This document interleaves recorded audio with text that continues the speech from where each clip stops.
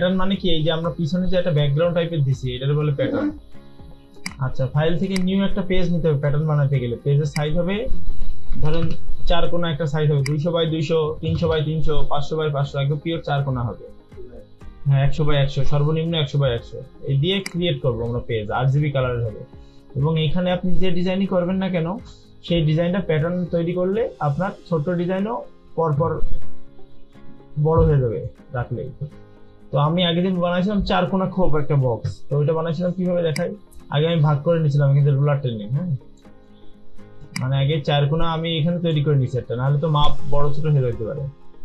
এবং মনে করেন এখানে আপনি একটা 4 কোণা বক্স বানালে এখানে কোনো মনে করেন কালার দিলাম আমি, এখান থেকে পেন বাকেট দিয়ে এই কালারটা দিলাম। আবার এটাকে টান দিয়ে এখানে নিয়ে যাই, আবার এখানে ধরেন আর একটা কালার দিলে দেওয়া আছে ইচ্ছা এই। এবং মনে করেন পাশাপাশি এইটার কালারও চেঞ্জ করলে, মানে ভাবলেন যে আপনি অনেকগুলো কালার দিয়ে বানাবেন এই। এখানে 4 রকম কালার আছে, একটা এই সাদাটা ধরে। এবার এটাতে আমি এডিট থেকে ডিফাইন প্যাটার্ন বানাবো, মানে কি ডিজাইন বানাবেন সেটা আপনার উপর নির্ভর করবে। আপনি যা বানাবেন তাই ডিজাইন হয়ে যাবে, ঠিক আছে? 4 কোণা পেজের উপর। আবার প্যাটার্ন বানাইতে গেলে এডিট থেকে এই যে ডিফাইন প্যাটার্ন দেখছেন, এই যে একটা নাম দিলেন, ওকে করলেন। এবার সেই প্যাটার্নটা আপনি চাচ্ছেন যে এই পেজের উপরে সাপোজ দিব, এইগুলো চোখ বন্ধ করি আপাতত। এখানে নিয়ে একটা লেয়ার নিয়ে এখানে প্যাটার্ন টুলটা নিয়ে এই দেখেন সবার নিচে চলে আসে এটা।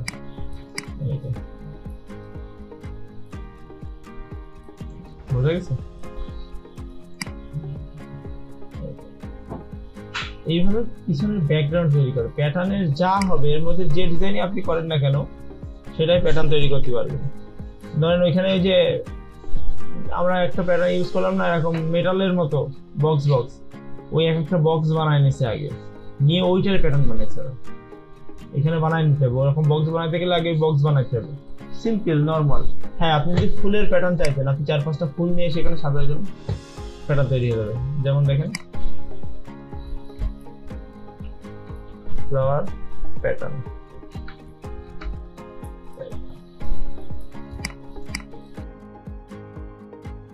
এই দেখেন ফ্লাওয়ার প্যাটার্ন বলে সার্চ করলে এখানে প্যাটার্ন চলে আসে অলরেডি 4 কোণা বক্স।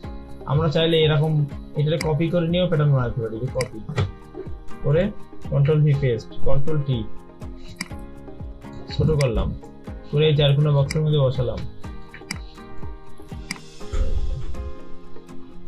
দেখেন এডিট ডিফাইন প্যাটার্ন, ওকে প্যাটার্ন হয়ে গেছে। কিন্তু এবার আমরা এখানে সেই প্যাটার্নটা অ্যাপ্লাই করতেছি।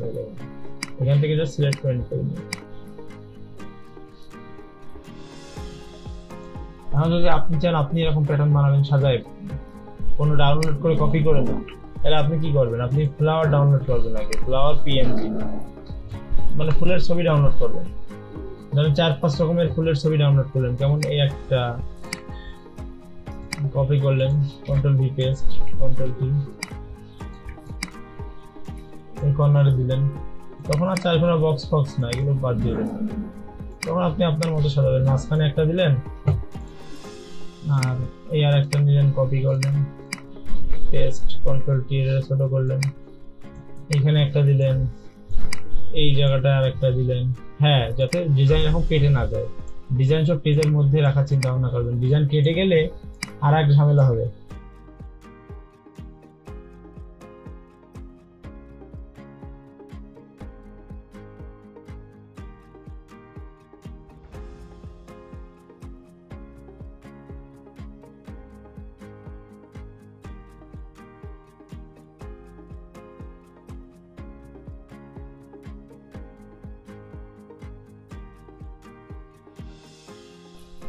এরকম ফুল দিয়ে সাজানো যায়, সাজায় সুন্দর সুন্দর প্যাটার্ন তৈরি করা যায়।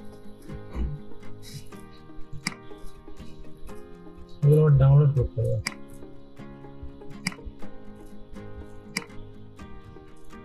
এগুলো পিএনজি ফাইল, তো পিএনজি ফাইল ডাইরেক্ট কপি করে নেওয়া যায় না। পিএনজি মানে এর ব্যাকগ্রাউন্ড নাই, এগুলোর কিন্তু ব্যাকগ্রাউন্ড আছে। দেখেন এই যে সাদা ব্যাকগ্রাউন্ড আছে, কিন্তু পিএনজির কোনো ব্যাকগ্রাউন্ড হয় না। তো এই হচ্ছে পিএনজি ফাইল, এই দুটাকেও নিলাম।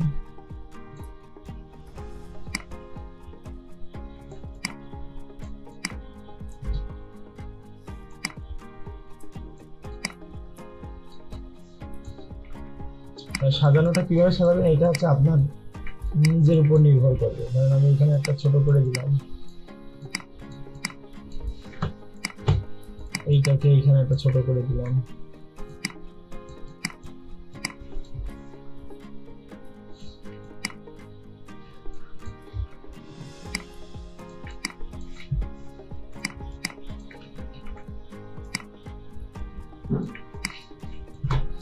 এই যে এইভাবে ফুলগুলো সাজানোর পরে এটি ডিফারেন্ট প্যাটার্ন। ওকে, এবার আমরা একটা পেজ নিচ্ছি, সেই পেজের উপরে আমরা প্যাটার্ন দেবো। এখান থেকে এই প্যাটার্ন টুল সিলেক্ট করলাম, এখানে দেখেন প্যাটার্ন চলে আসছে অলরেডি।